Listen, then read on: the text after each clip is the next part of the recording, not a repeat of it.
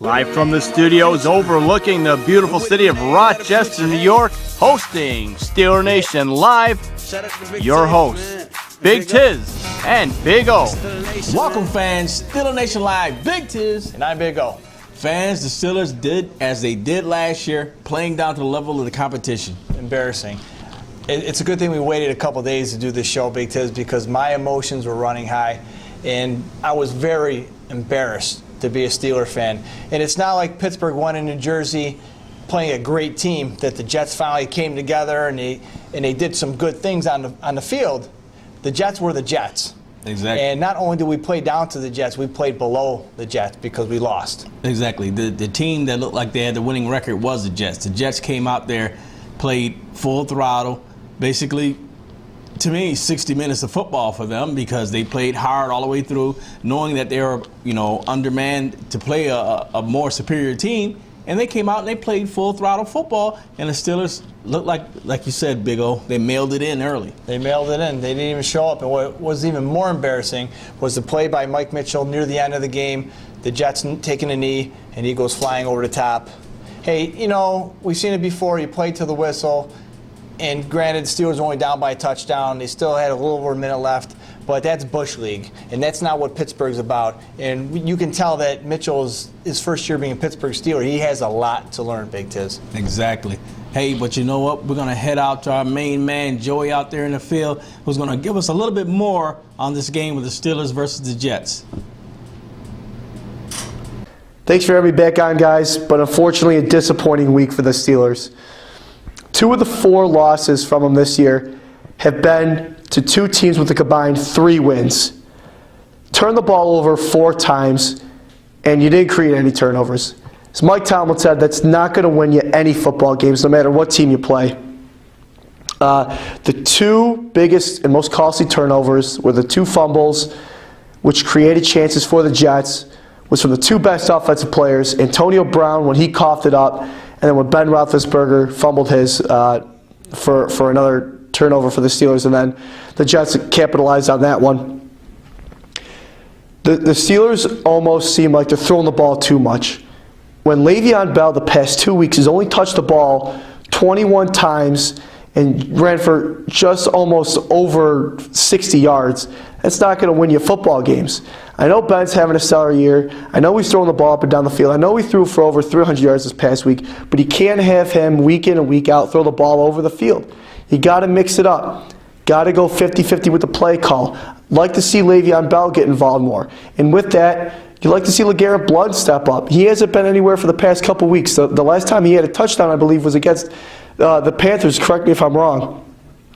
But, you dug yourself a deep hole in the beginning of the game.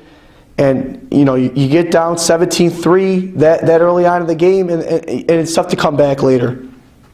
The bright side, though, for Antonio Brown and really for the Steelers this past week was the fact that he has the longest streak of 5 catches at 26 games right now. So that's 26 games straight where he's had over 5 catches.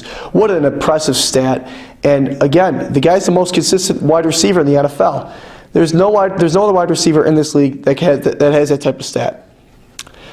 Still, only a half game behind Cleveland, which is this is the first time Cleveland has been in first place since November of '95, which is a pretty amazing stat.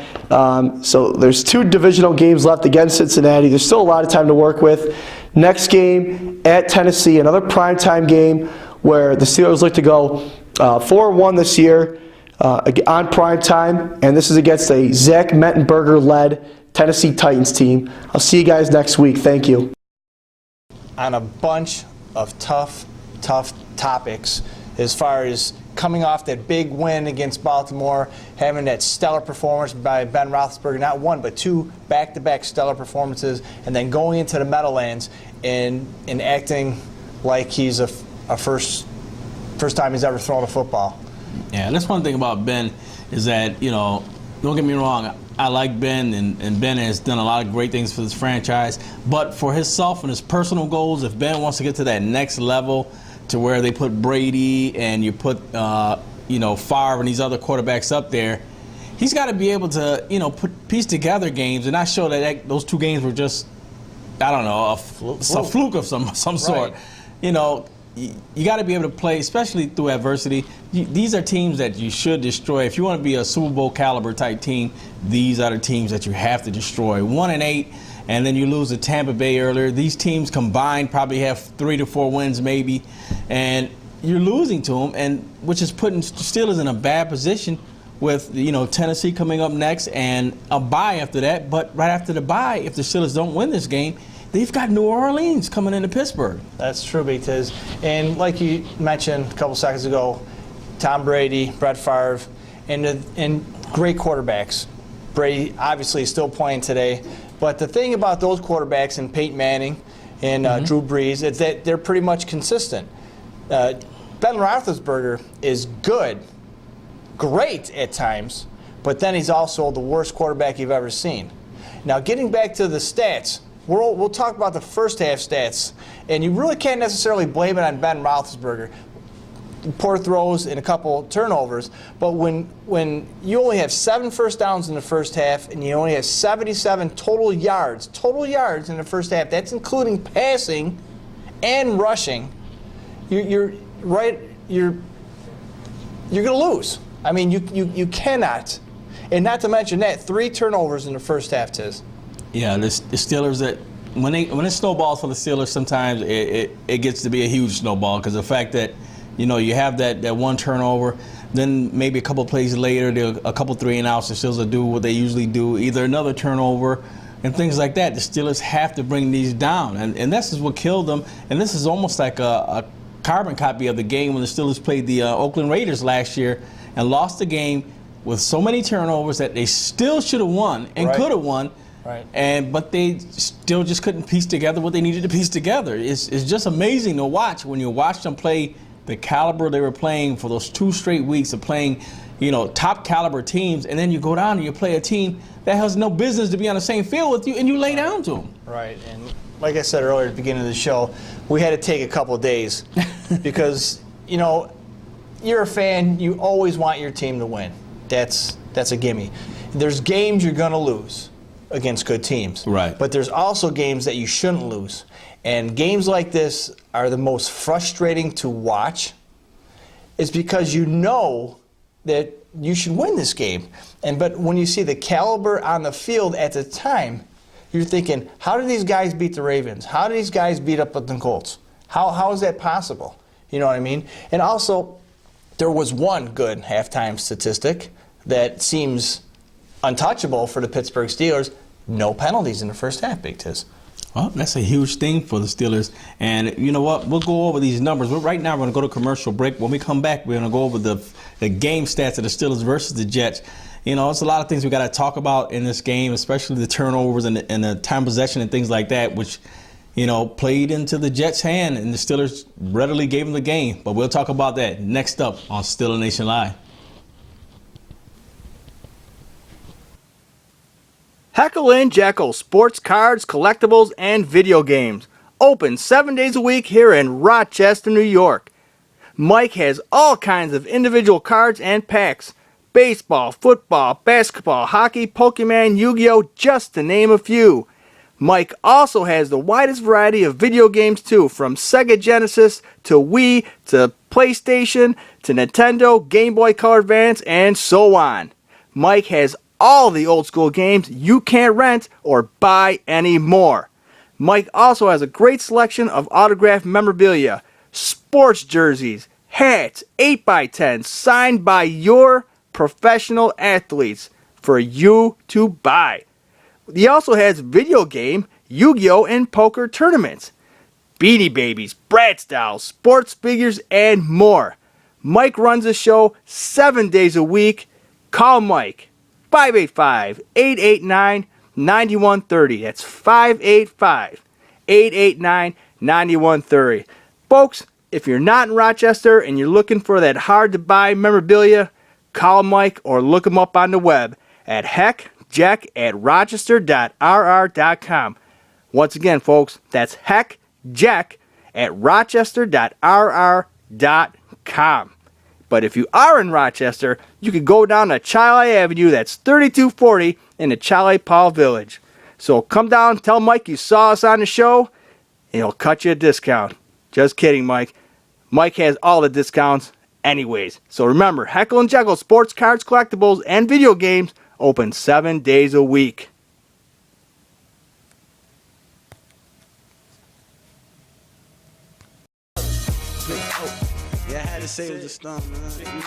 Welcome back to Steeler Nation Live here in Rochester, New York, where we're going over the horrible loss to the New York Jets down in the Meadow Lands this past Sunday, and we talked briefly about being embarrassed, and you also mentioned not even being on the same playing field the way the Jets play and the way the Steelers play.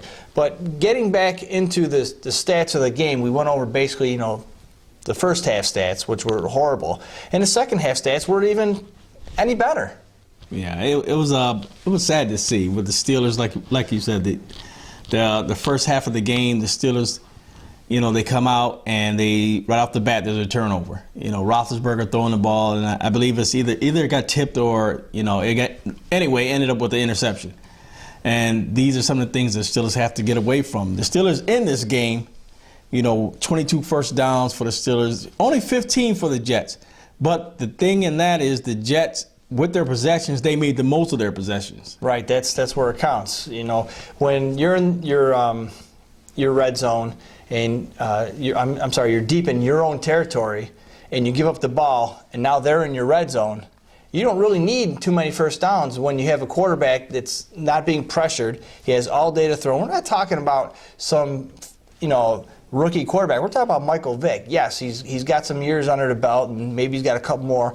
But you don't give Michael Vick that time in the pocket to, if you can't throw the ball, the guy's going to run. Right. And with the no pressure all day to throw to these guys, and that's where you get the touchdowns. 17 first half points for the Jets to 3 points for the Pittsburgh Steelers, and that was a 53-yard swish and field goal down in the Meadowlands, where it's not easy to kick a field goal. Right, and for them to get that field goal before half, that almost came to be like a struggle where the Steelers had to do a hurry-up offense to get down the field before time expired, and they luckily got this field goal.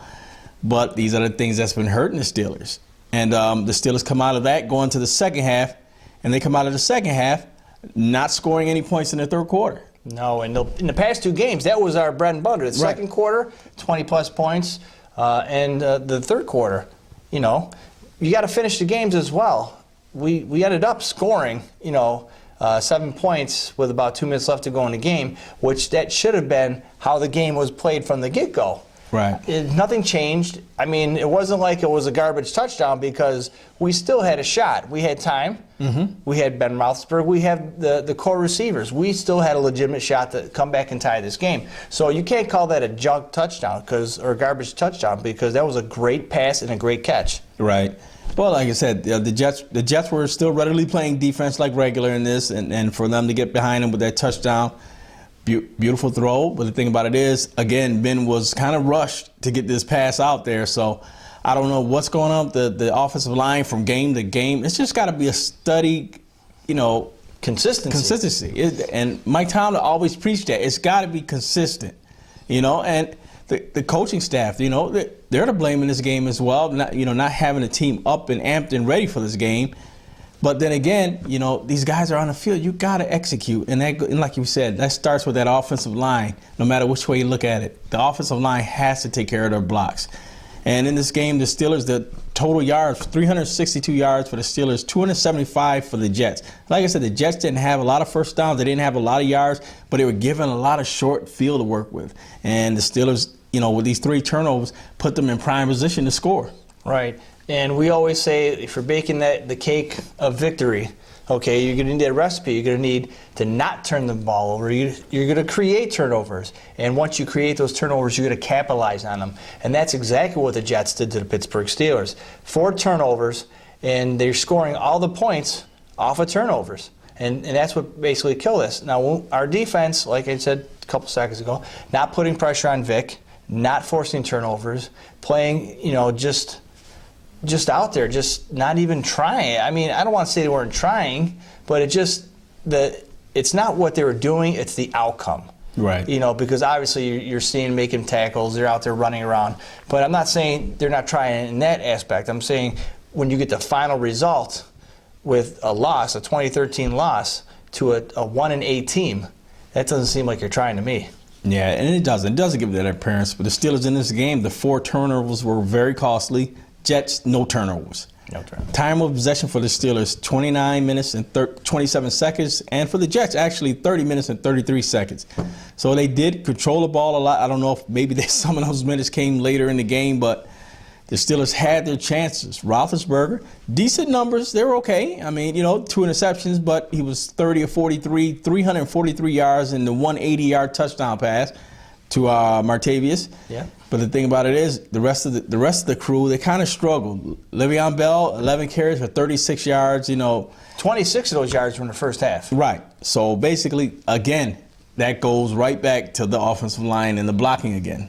Now, if you look on the other side of the ball, the New York Jets with Michael Vick, 10 for 18. All right, Big Takes, 10 for 18 for only 132 yards. But the big thing is 2 touchdowns and no interceptions. Right. Now, the rushing game, 14 for Chris Ivory, 14 carries for 51 yards. And T. Graham, 1 catch for 67 yards, which was the opening touchdown for the New York Jets.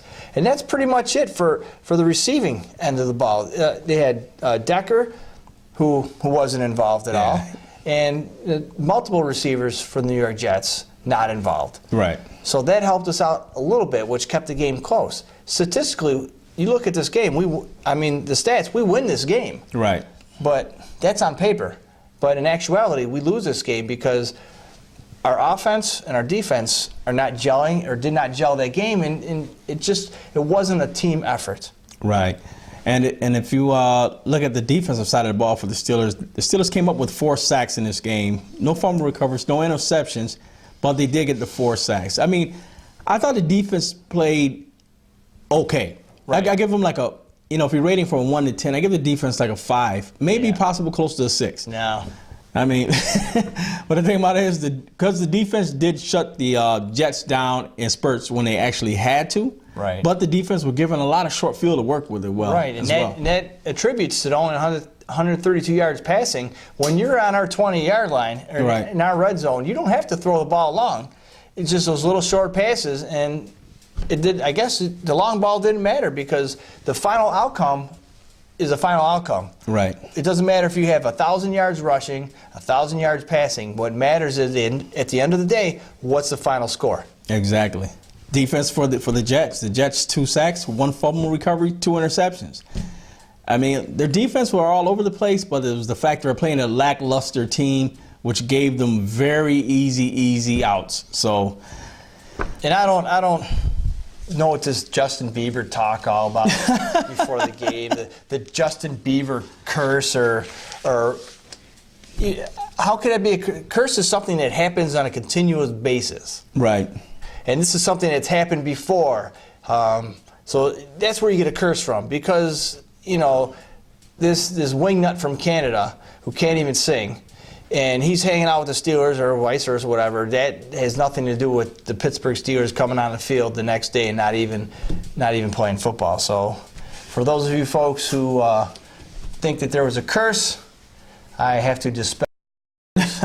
It was just lack of play by the Pittsburgh Steelers in all aspects. 3 phases of the game. Special teams, they're under the radar right now because you got Ben in his high-flying act for the 2 games. Right. You got defense finally coming up big with turnovers and and capitalizing, and we're scoring on that. And special teams, horrible. The missed extra point or the mixed field goal the other last game where we ended up getting a 2-point conversion, which was great, but that wasn't planned. And the running back kickoffs and and just missing opportunities to score, missing field goals, swish them, and Brad Wing, who's having a subpar season. Right. Well, like I said, the great teams and the Super Bowl teams, they're winning the games that they should win. You look at the Denver Broncos this weekend playing the Oakland Raiders. Yeah. You know, the Denver Broncos, it was tied 10 to 10 for a while. All of a sudden, the Broncos did what they had to do, put the metal to the pedal, and destroyed them. And this is what the Steelers have to do. If you want to be considered a good team or even a playoff contender, or even a team that's on the rise, right. You got to do those type of things. But the Steelers, if you look at the playoff record right now, or the Steelers are really on the outs at 6-4, they're kind of looking at trying to get into the wild card at the position that they are. They're just a little bit above Baltimore. You know, I apologize, but our conference this year is very, very competitive. You know, with Cleveland leading the way, you got the Cincinnati Bengals right behind them, Steelers, and then you got the Baltimore Ravens at the moment, which, you know, any given Sunday that can change. Well, our conference, the AFC North, is made history, Big Tiz, and I'll tell you why. We're the only conference in NFL history where each team is at least 2 games above 500. Correct. And you can go back, AFC South, let's take them for instance. You got the Colts, 6-3, and in second place you got the Houston Texans, who are 4-5, then the Titans 2-7, and then the Jaguars 1-9. And we'll be playing the 2-7 Titans Monday night down in Nashville, Tennessee, and it's going to be a tough game because no matter what, we can be 10-0, but as soon as we play one of those teams that are 0-10 or 1-9 or whatnot, we come down to their level, and I don't understand it. It's just I wish somebody would explain this to me, how this happens. I mean, well, honestly, right now, me being a Steelers fan, I also see this as a setup game to where, you know, this can cause the Steelers problems. Number one, they've got everything going against the Steelers. With the Steelers always have these games to where they set themselves up. You have you're going into a game to a team that's 2-7. Here we go again, a la the Jets, a la Oakland Raiders last year. Tampa Bay Buccaneers, you know, teams that they should beat. Then you're coming into a team that also has a backup quarterback in the game because their starter locker is out. Rookie quarterback. Right. So now this team has all kind of issues, all kind of raids, because you should actually win this game easily because you should have your 8 in the box. Yeah. So control the run and force this backup guy to beat you. But as you can see right now, the Steelers are also having problems with our secondary. Absolutely. So it's a win or die by the sword. So we're trying to figure out what we should do. Right. Apply pressure. You know, Dick LeBeau is 18-1 against rookie quarterbacks. We've never seen this Zach Mettenberger, first-year rookie out of LSU. He's got a 61% of the games he did play. He has a 61% completion record. Only 495 yards in the air, 3 touchdowns, couple interceptions. Not that good. We don't know how he plays. We haven't seen him play this year, obviously, because he's a rookie first year. Jake Locker, we all know, killed us last year when we lost to Tennessee in Tennessee. But stuff like that, it's the not knowing, but he doesn't know the Pittsburgh Steelers either. So applying pressure, attack. They also got the rookie running back, Bishop.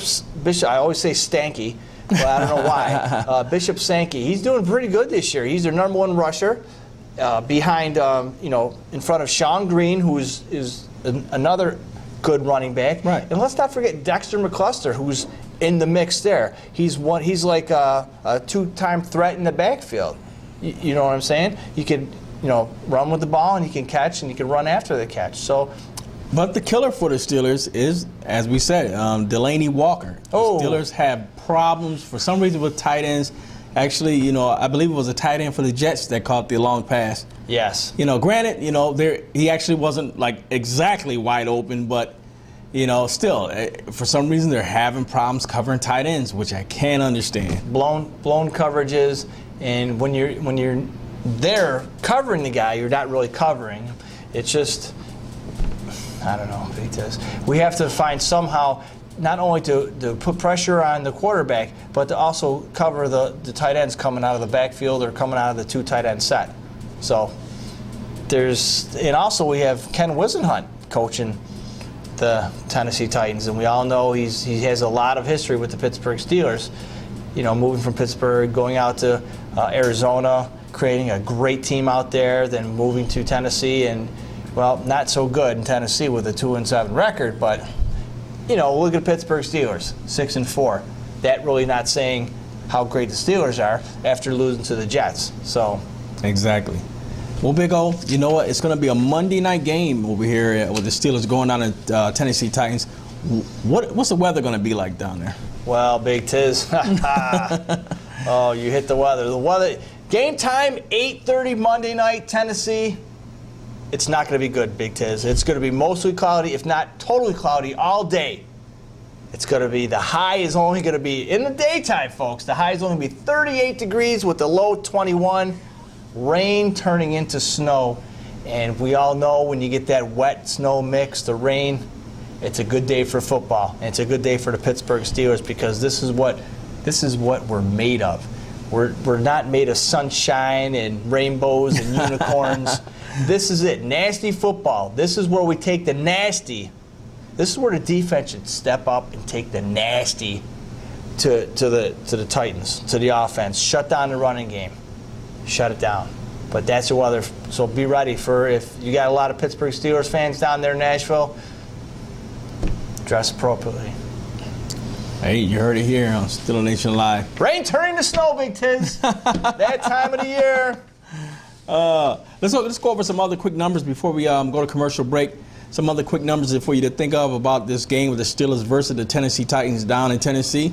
The Steelers they're 6-4, Tennessee Titans 2-7. The Steelers average about 26.1 points a game, so that's they're ranked 8th offensively.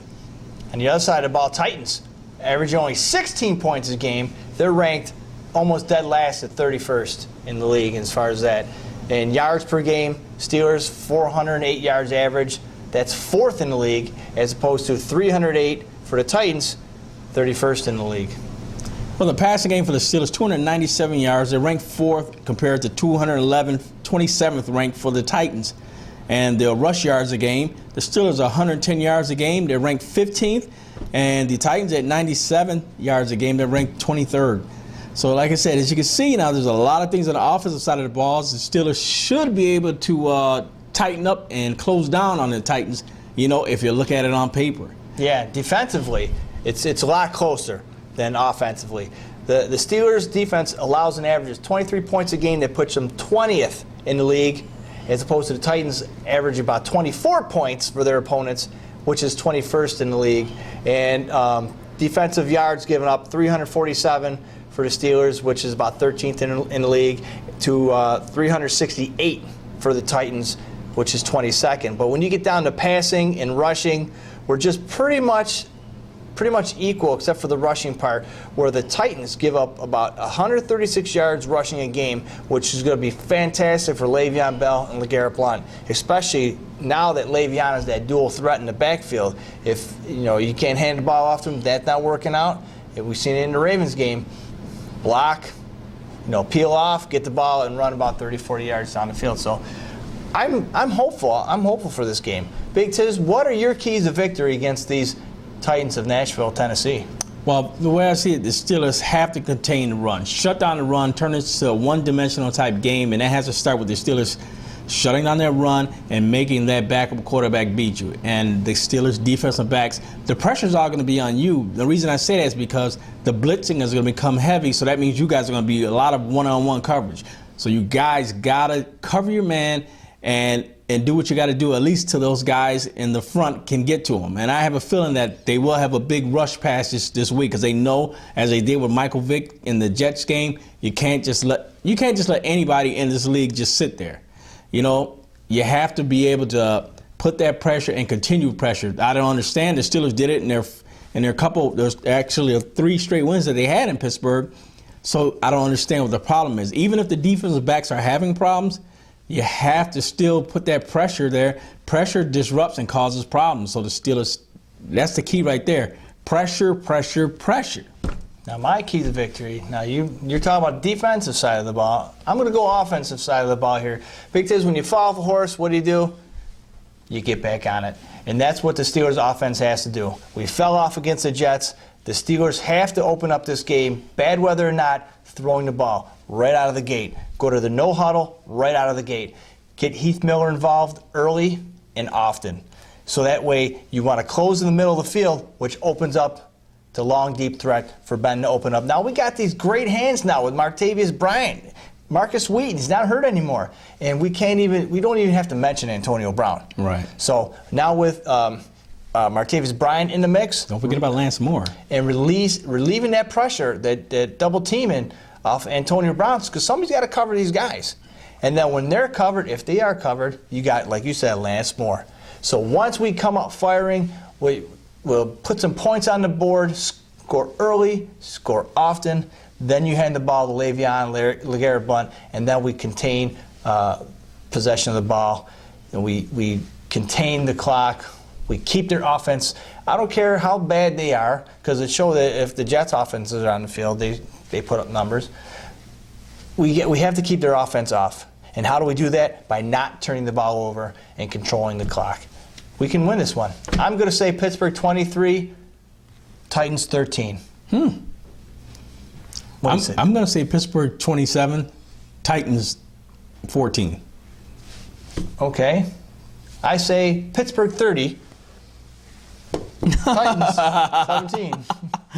We could be here all night. Now, the reason I say that is because the Steelers, if they don't do what they have to do, they're going to be in a bad position in this game. So that means putting that pressure on, like we said, and the Steelers have to do it. But you know what, guys? I believe the Steelers are really going to win this game. I think the Steelers will win it. Like I said, it'll probably be like a 30-14 score or something like that for the Steelers. I finally see their offense finally getting on track. So the Steelers just have to do those things that, put that pressure. And, we have the wideouts. We have the tools on offense. It starts with that blocking. That line has to take control of this game. If they step up and start to take control of games, there's nothing that's going to stop the Steelers this year.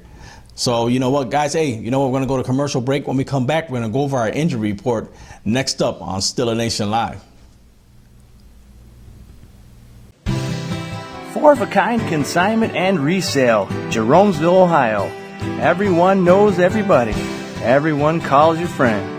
You don't need an invitation. Just kick off your shoes and come on in. At 4-of-a-kind consignment and resale, they have antiques, vintage items, electric items, clothing, and housewares.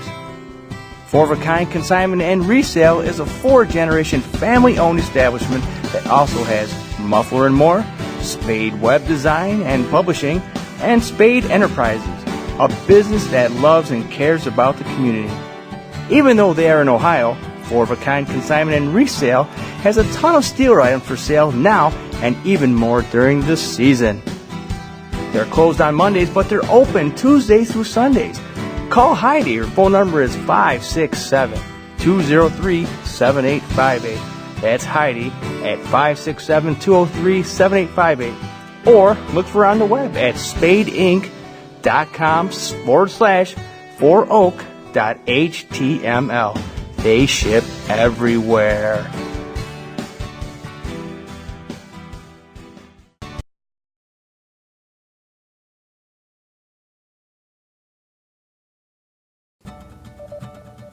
Uniform Express, located on 1408 Buffalo Road, Rochester, New York, for your police, fire, or EMS supplies. One of Rochester's top and finest suppliers of shirts, pants, shoes, boots, and accessories for your professional uniform needs. Uniform Express also does embroidery and screen print for team uniforms, jerseys, and corporations. Hours are Monday through Friday, 9 a.m. to 5 p.m. You can also go to their website at www.uniformexpress.com or call Brian at 585-529-4245. That's 585-529-4245. And let Brian know you heard his ad on our show, Steeler Nation Live. The future, and with the name of the future, hey, yeah. Shout out to the Big Tiz, man. And Big O. Welcome back, Steeler Nation Live. Big Tiz. I'm Big O here in Rochester, New York, where the snowflakes are flying here. I don't know where it is in your area, but it's cold. Oh, yes, it is. And it's going to be cold in this game versus the Tennessee Titans. You know what? There are a lot of injuries going to be going into this game for the Steelers. Big O, just give us a taste of some of the things that's happening with the Steelers injury-wise. All right, we're getting back to that time of the year where we get the MASH report. And these are the players that are going to be out versus the Titans. And that's going to be Ross Ventrone, the Troy Polamalu wannabe. You know, he's got the flowing hair, not as beautiful as Troy's. He probably doesn't use Head and Shoulders. But he's going to be out during the game. Shamarko Thomas will be out hamstring. Now, this is scaring me because we got this kid from Syracuse. He's going to replace Troy Polamalu. He can't stay healthy, and that's scary because of the way this kid, the tenacity this kid hits players, and the way what he puts on the field. That's what you want from your players. That's what you want. But he cannot stay healthy, and that's kind of scary. Ryan Shazier, ankle, will not be playing. I think the game he did play where he got hurt his ankle, I think he came in too soon. And the reason why he hurt his ankle is because he's trying to not put so much pressure on his knee that he put all his pressure on his ankle, and that didn't help anything. And he's going to be out for that game. Ike Taylor, obviously, broken forearm. He's healing nicely. We'll see him before the end of the season. Troy Polamalu out, knee injury, and it's a good thing because you want him to heal at his age, temperature changing, the cold. You know, he could still be on the sidelines telling all the other players what to do, mentoring him, giving him advice. And so that's the players who are going to be out. Now, the players who are probable, Jason Worlds with an abdomen injury, probably a strained muscle in the abdomen, and Hayward Bay, hamstring, probable. And it's a bad thing, but it's also not that bad of a bad thing because you got Lance Moore, you got Marcus Wheaton, Martavius Bryant, you got Antonio Brown, you got Heath Miller. I mean, the long laundry list of great receivers. I'm not just saying it because they're on the Steelers. I'm not just saying it because I'm a Steeler fan. Right. These kids can run route. They can catch the ball. Ben throws the ball like a maniac. They'll catch it. So it's not looking that great. Like I said, folks, you know, during this you got your bumps, your bangs, your bruises, your cuts, your scrapes, but we're just going a little bit step further from the scrapes and the bruises with some actual serious injuries. So hopefully they'll recuperate and be ready for the playoffs. And I did say playoffs. Wow, it's something to hear, especially with the injury report. But another thing was to hear, and I also forgot that about Hayward Bay, and to think that the Steelers went out there this offseason. And the way they built up that receiving core to help Antonio Brown is amazing. And then once you think about it, the number of receivers that they have, number of quality type receivers that they have, the Steelers are, I mean, if they get that line blocking together, the Steelers are really poised to do something. Yeah. They can cause a lot of fits for a lot of teams in the NFL. On paper, it looks like an all-star team going to the Pro Bowl. Right. But we just have to get them the ball. That's pretty much it. So. Exactly. Hey, you know what, guys? We come to the end of the show where we do our final thoughts, and I'm Big Tiz, so I'm going to let you have mine right now. You know what, guys? One thing I got to say is what Tomlin always says is consistency. That is the magic word for the Steelers, being consistent. You know, the Steelers pay too much attention to being inconsistent that they put that above everything else. They're inconsistent in their blocking, they're inconsistent in their pass catching, they're inconsistent in our passing game. The Steelers have to remain consistent to win these games. There's 6 remaining games for the Steelers. They do have a bye week coming up as well, and the Steelers have to remain focused. And when I say with that consistency, that means that the blockers following your blocks, opening up the correct holes, plugging the holes you're supposed to plug. The Steelers have to remain consistent. And that also goes all the way down to our defensive backs. You know, we should have Ike Turner returning slowly back into form, Polamalu coming back. And these guys have to be the staple. You're the older guys. You have to be the guys that preach to these younger guys how to remain consistent, how to get those Lombardi trophies from being consistent. The Steelers did that in the years before when they were struggling to even get into the playoffs. The Steelers won the first Super Bowl with Polamalu when they were like a 10-6 team. The Steelers have to remain focused and they have to be consistent. If they do these things, the Steelers will win these games throughout the rest of the season. I believe even the tough games they can win. They have the arsenal. They have the defense there, but the defense, like we said, we're going through attrition with our defense, trying to get those younger players amped up to play these games. You know, we're still having the older players still in there from Harrison to Kiesel. But the Steelers have to remain focused and learn from these guys so these other guys can step up. So consistency is the magic word. Keep that up, Steelers, and you'll go far. 3 words for you, Big Tiz. Numbers don't lie. All right? Now you look at the wins and you look at the losses. All our wins, we've created turnovers. We did not turn the ball over. We capitalized on turnovers. We scored points. We scored often. We scored early. And we kept their offense off the field. We put pressure on their quarterbacks. We shut down their run. Granted, a couple tight ends got in, in the cracks. But that's going to happen. You can't stop every play, because how boring would that be? But anyways, that's all we have to do. We've got down with the penalties. 3 penalties versus the Jets, which is unheard of. And it was all in the second half. But like I said, folks, you fall off the horse, you get back on. Now's the time you ride that horse until the season's over. You got to be consistent, like you said, and just be consistently. You don't have to be great. You don't have to blow teams out. You don't have to beat them by 20, 30 points. You don't have to be like the Patriots. You don't have to be like the Packers of the NFL. A win is a win, whether you win by 2 points or 202 points. You look at that win-loss column, you see wins, you see losses. You don't see scores.